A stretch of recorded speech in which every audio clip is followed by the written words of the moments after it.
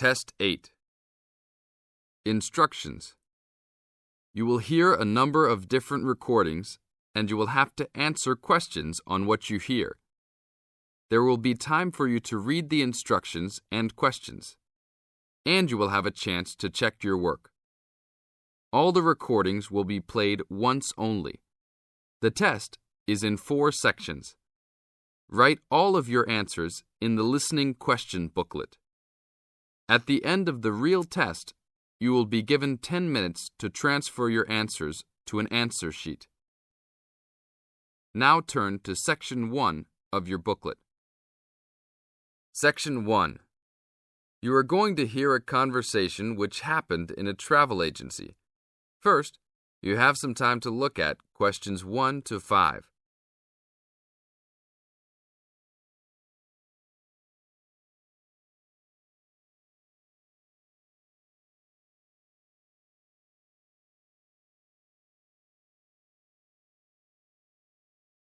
Before we start the test, look at the example of your question booklet and listen to the tape. Hi, I would like to make a reservation for a round-trip plane ticket from London to New York. Welcome to the Student Travel Agency. London to New York. Let me see if we have any student specials for that flight. Yes, we do in fact. What days would you like to fly? I am looking for a flight around the 10th of October or so. In the tape, the man says he will fly from London to New York. Therefore, A is the correct answer. Now we will play the recording. Listen to the tape and answer questions 1 to 5. Hi, I would like to make a reservation for a round-trip plane ticket from London to New York. Welcome to the Student Travel Agency. London to New York. Let me see if we have any student specials for that flight. Yes, we do in fact. What days would you like to fly? I am looking for a flight around the 10th of October or so. And how about your return date? Ideally, the 31st of October. Let me check our computers to see if these dates are available. Are you looking for economy class or first class? Economy class will be just fine. We have an open flight on the 10th, but for your returning flight, the 31st of October is already fully booked. If you want to upgrade to first class, there are openings for the 31st. Just a few seats left, though. How much do I have to add for first class? First class will be around 20 to 25% more. Well, that is not worth it. I would rather just fly on another day. Do I have any other options? There are open seats back to London on the 1st of November. There are openings for first class that day too. No, I won't be able to do that because I have to work. Is there anything before the 31st? Maybe the 30th or 29th? Let me check. You can fly on the 29th, but not the 30th. The 29th is a little bit early. Is there any way I can be on a waiting list of some sort? Of course, but you should still confirm a return date just to be safe. OK. How about if I book a return date on the 29th and add my name to the waiting list for the 31st? Can I do that? Sure, I can do that for you. Do you also want to add your name on the waiting list for the 30th also? I would recommend this in the scenario that you do not get the flight for the 31st. That is a good idea. How much will the round trip cost? I will calculate your price for you. Your total will be £565, not including tax. Now look at questions 6 to 10.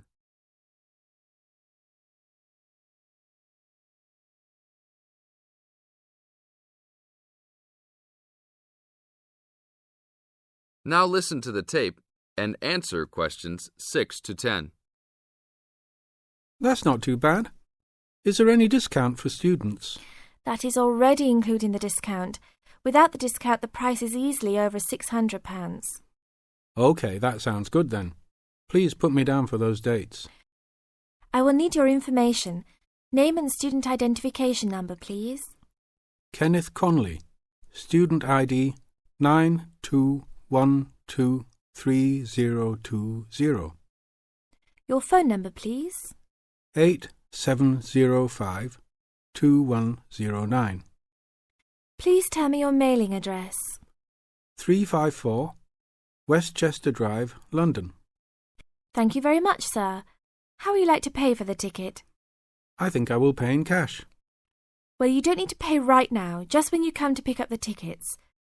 You will need to pick up the tickets at least 2 weeks before departure. That is no problem. One quick question. What happens if for some reason I need to cancel my trip? The student discount tickets are unfortunately non-refundable. However, if your cancellation is before 24 hours of takeoff time, then you can reschedule your flight for another day. If the cancellation is within 24 hours, then you forfeit your ticket. I understand. Well, thank you very much. I will see you next week. See you then. This is the end of Section 1. You now have 30 seconds to check your answers.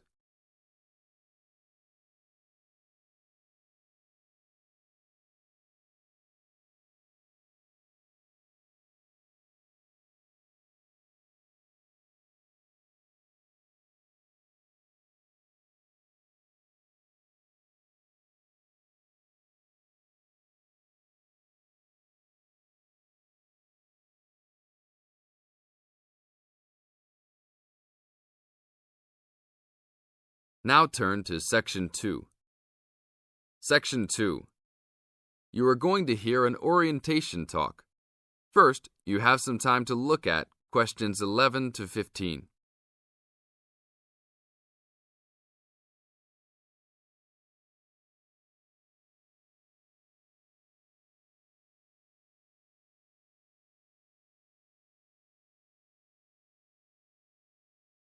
Now listen to the tape and answer questions 11 to 15. Welcome to Orientation Week. Today I am here with the captain of our school's women's gymnastics team. Her name is Elizabeth Rain, and she is a fourth-year student. I hope you can all see her as an example of a responsible student and athlete, a role model for everyone. Hi, Elizabeth. Thank you for stopping by our Orientation Week. Thank you for having me. Welcome to our university, everyone. If there are any of you thinking about joining our school's athletic program, I would strongly encourage you to do it. Being a part of the gymnastics team has been one of my best experiences during my time at this school. It has taught me so much about teamwork and friendship, and has even taught me how to improve my academics by prioritizing my time. I have some questions that I am sure the students will want to know the answers to as well. First of all, how did you find the time to do well in classes as well as train for gymnastics? Prioritizing is the key. You must be very organized. Every day I wake up and I know what I must do for the day. I plan things in order of importance. For example, if today I have a competition for gymnastics in the afternoon, then I know I have to finish my homework and studying in the morning. In other words, keeping an organized schedule of your priorities is very important. Can you explain to the students a little bit about your study habits? Well, I usually try to take classes that I'm interested in. This way, I have no excuse not to study because I chose the classes out of my own preference. I separate my study time by class. For example, if I have 5 classes for this semester, I will study for 1 class a day from Monday through Friday, and then review for all of them on the weekend. I won't try and study for all 5 of my classes at one time. It is too hard to do that, to remember everything and not feel like you are going crazy. It is very important to focus the time that you set aside for studying. I do not study with the television on. I try to keep away from all distractions because I find that I learn better that way. But of course, how each individual will study depends on each person. Now look at questions 16 to 20.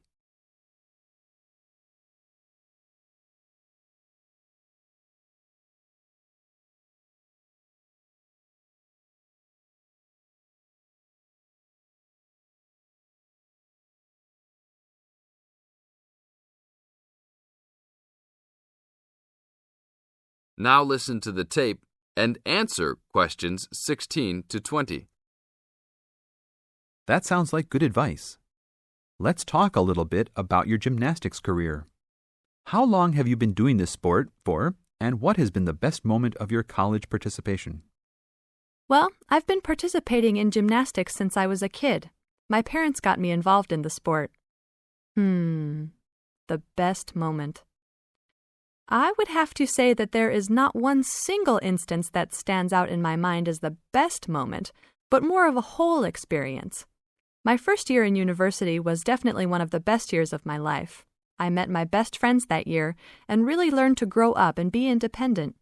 Our team went to the national championships that year, and it was an incredible experience, so I would count the whole year as my best experience in college. How about the worst moment? It is true everyone goes through bad experiences. My worst experience would have to be the fall of last year when I broke my wrist.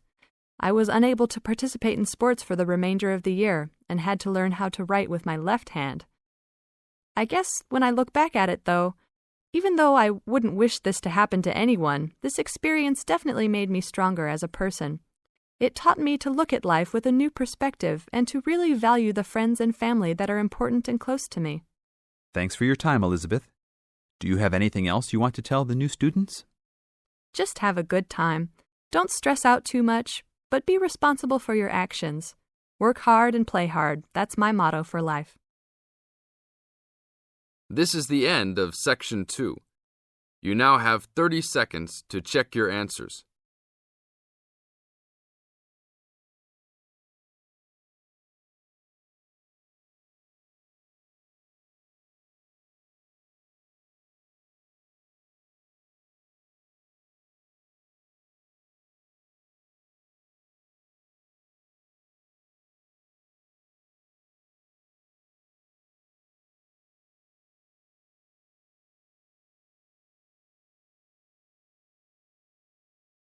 Now turn to Section 3.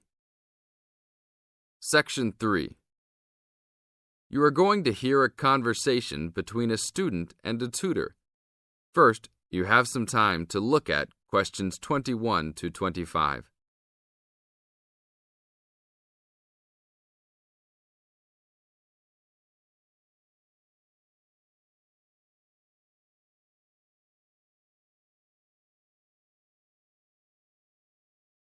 Now listen to the tape and answer questions 21 to 25. Hi, Brad. I was wondering if you have time to answer some of my questions about my upcoming test. Sure, no problem, Jeff. What is it that you're having problems on? Well, it's for my English final. We have to prepare a 5-minute speech to present in front of the whole class, including the professor. So I'm a little bit worried. Is there any specific topic, or can you do it on whatever you want? It has to have something to do with the origins of English literature. I'm thinking of doing it on Shakespeare, but I bet many other students will have the same idea. That's fine. Don't worry if others are doing the same thing. As long as you do a good job, that's all that counts. A good professor will grade all students fairly. You really think so? I suppose Shakespeare is the most famous author, so it should be fine. Besides, Shakespeare has so many works. You only have to choose a couple of them and talk about those. I guess you're right. Do you have any advice about how to prepare a speech? First, you need to select your topic. Have you done this yet? Yes, I have lots of information on Shakespeare. Good. Next, you should do a research on a specific topic. Do you have a deadline for which to turn in your speech topic?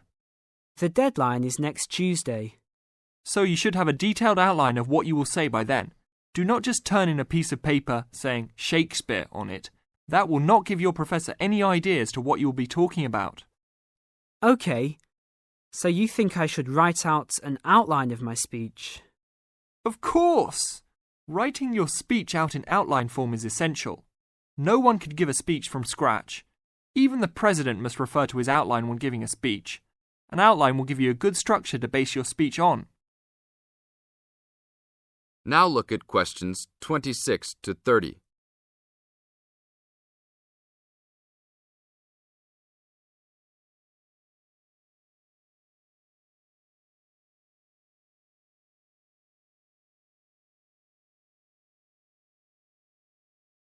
Now listen to the tape and answer questions 26 to 30. That's true. I was thinking that I would do an outline last, after I figured everything out. But I think your idea is better. What should I do after I have an outline prepared? You should then write the speech out, word for word, what you're going to say.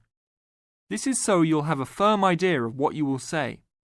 It doesn't mean that the speech you will give will be exactly the same, but at least you have a fairly good idea what the final product will be. At this point, I can read it over for you if you want. Really? That would be great. I would appreciate that so much.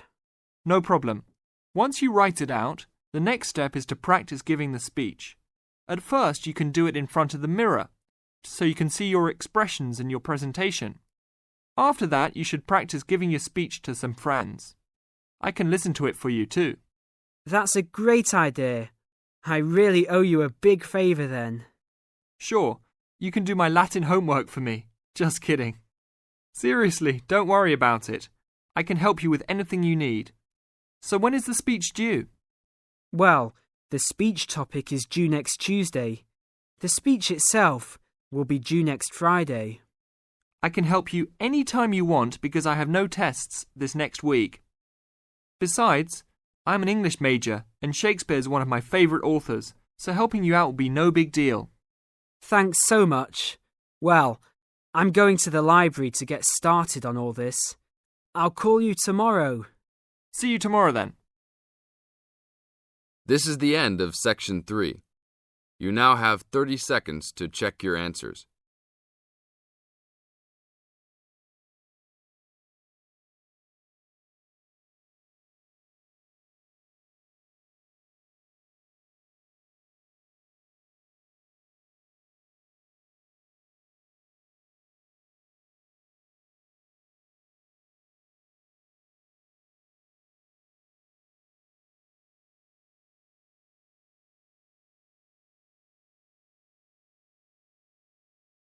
Now turn to Section 4.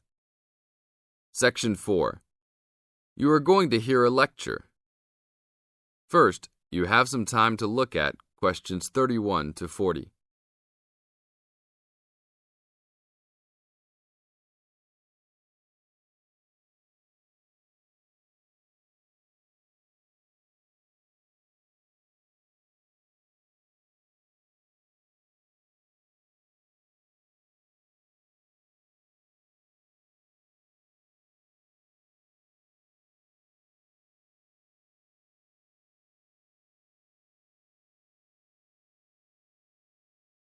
Now listen to the tape and answer questions 31 to 40.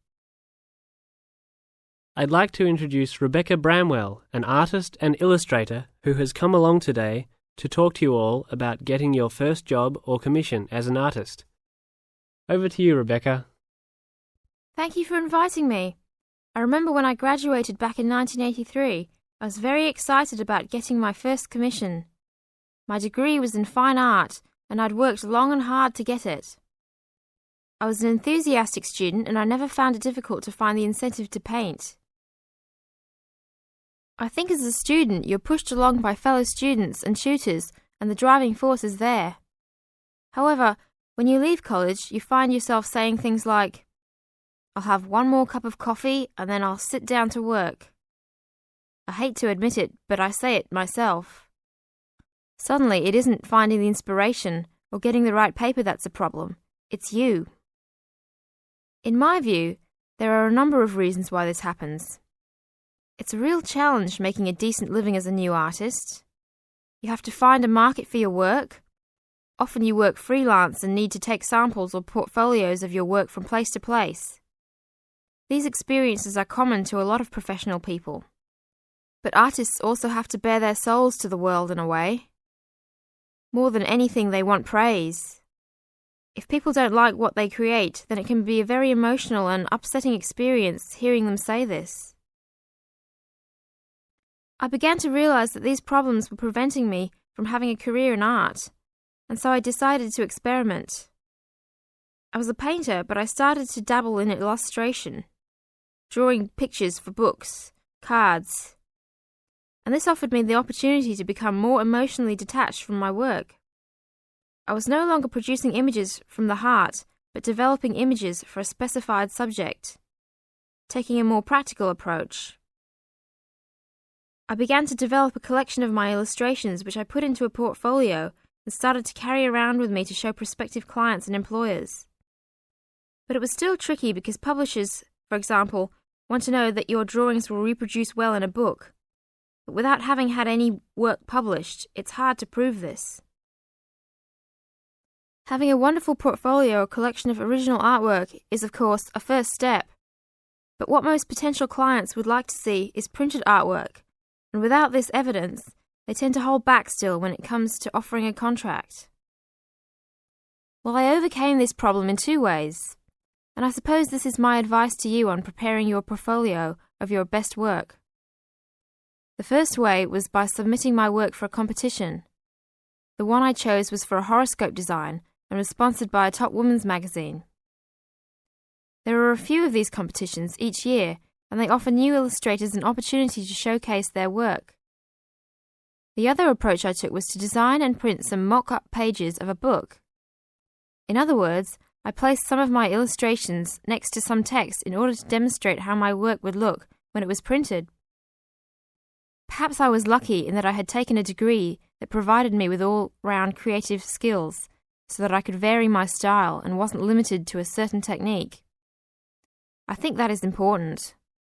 The art world and many other creative fields do try to pigeonhole people into snug boxes with an accompanying label. I think you should try to resist this if you feel it happening to you. If you don't, you'll find it difficult to have new work accepted if you try to develop your style at a later stage in your career. Nevertheless, when you start out, and particularly when you're going for an interview, it's important not to confuse people by having a lot of different examples in your portfolio. One remedy for this is to separate your work into distinct categories. In my case, I did this by dividing my design-inspired illustrations from my paintings. It is then easier to analyze the market suited to each portfolio, such as magazines, book jackets, CD covers, etc. Working under 2 names is also useful, as it clarifies the different approaches and offers a distinction between them. I think it's been hard for artists to be recognized in anything other than the pigeonholes that they have been placed in. Luckily, these barriers are slowly being demolished. This is the end of Section 4. You now have 30 seconds to check your answers.